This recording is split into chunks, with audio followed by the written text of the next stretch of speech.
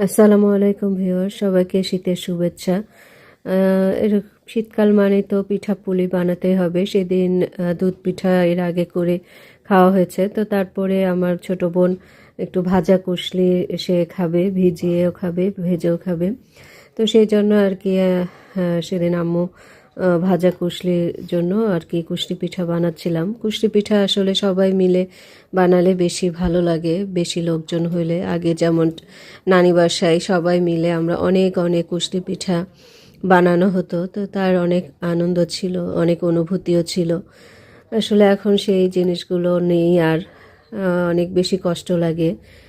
আসলে সেই সোনালি দিনগুলো কোথায় হারিয়ে গেল।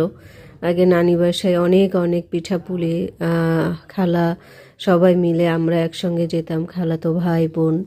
তো যাই হোক, সেই দিনের আমি পিঠাপুলি বানাতে লাগলে আমার শুধু আগের দিনের কথাই মনে পড়ে। তো কিছু পিঠা আমরা ভেজে খেলাম, তো তারপরে আবার কয়েকটা পিঠা অবশ্য আম্মু দুধে ভিজিয়েছিল। তবে আমার কাছে পার্সোনালি এমনি না ভেজে খেতে বেশি ভালো লাগে। আপনাদের কেমন লাগে কমেন্ট করে জানাবেন।